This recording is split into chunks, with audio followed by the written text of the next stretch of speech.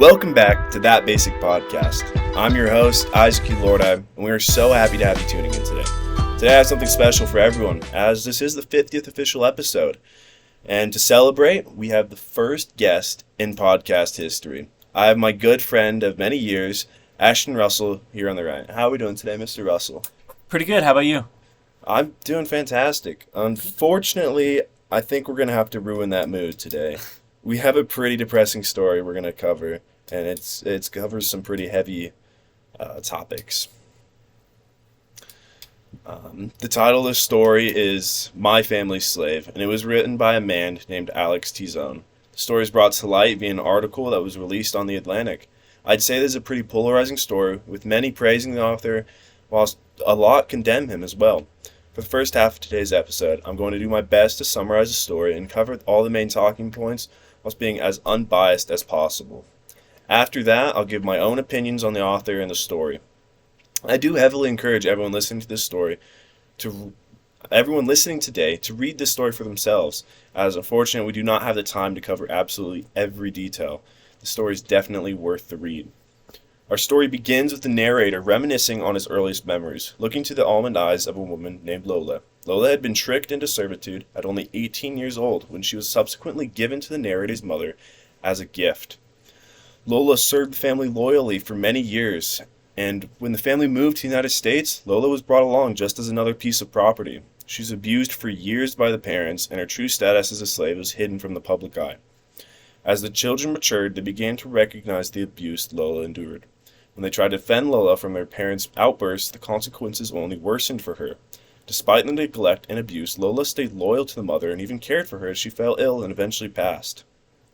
After the passing of the mother, our narrator invites Lola to live in his home with his family, where she was finally given a salary and allowed to live comfortably.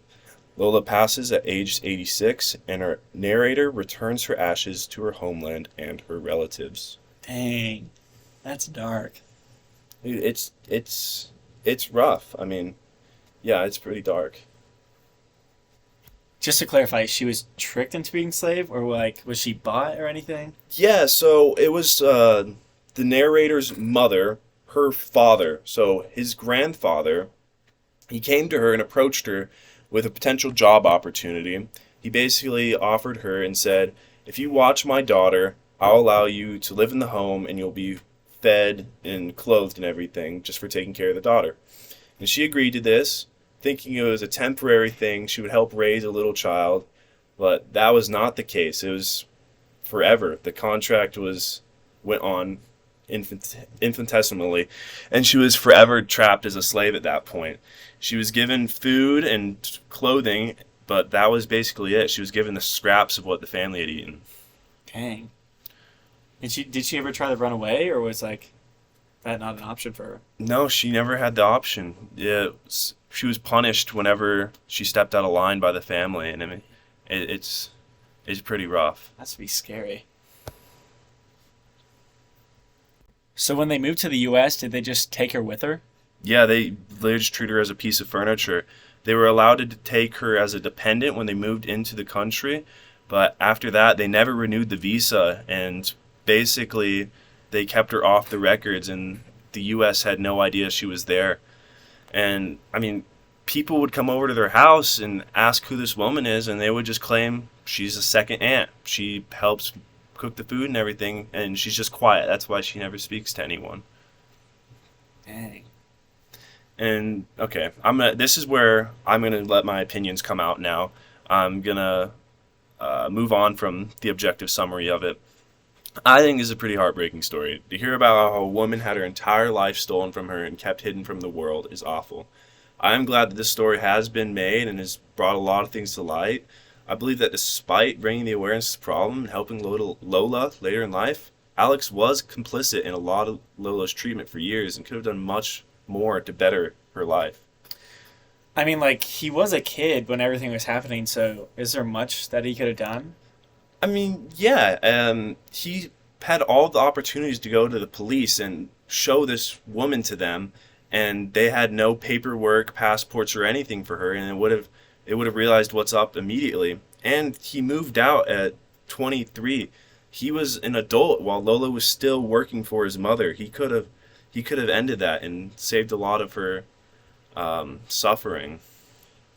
Well, that's true. I guess it is kind of cool like when she died though that he brought her ashes back to her home country, but I guess you're right that he could have done a lot more while she still had a little bit of her life left. I agree, and he does try to help her later in life. He gives her a salary and helps her visit her people, but it's too little, too late. I mean, and I think this is what this story is. I think this is the ways, one of the things he's trying to do with the story. He's trying to ask for forgiveness through the story.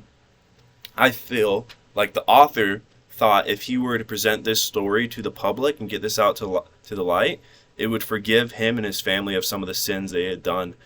And I think maybe he thought this would correct some of the things. True. I could see that. I wonder why, like, when the mom was dying, that she stayed with her. Like, I think that was like a perfect opportunity for her to like try to run away and start her own life. But I don't know.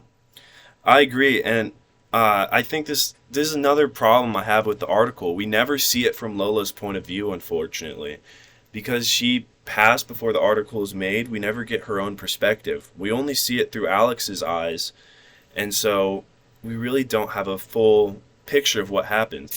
I think it's more likely she stayed simply because she had nowhere to go. She was stuck in a country where she hardly understood the language, didn't have any money, and really no work experience or anything else outside of serving the family. She didn't have anywhere else to go. Yeah, I get. Sorry. I mean, I was gonna say like I guess you're right. Like she didn't have a passport or like she had literally nothing that she could use to like help her get a job. So I guess like if she left, she would have been homeless and probably would have died on the street somewhere, which really is just sad. Right, it really is just a lose-lose situation. All right, we are running low on time now, so I'm going to wrap things up. Alex clearly regrets how he let such a pivotal person in his life be treated so poorly. This is an unfortunate story and one that is much too common around the world. I'm glad this story was told, but I am saddened more was not done. There are many ways to view this story, all being justified. Despite bringing awareness to the problem, helping Lola late in life, Alex was complicit in Lola's treatment for years and could have done much more to help her. Thank you, everybody, for listening, and thank you, Ashton, for helping out today. Thank you for having me. This was super fun. We love to have you. All right, signing off. Hasta luego.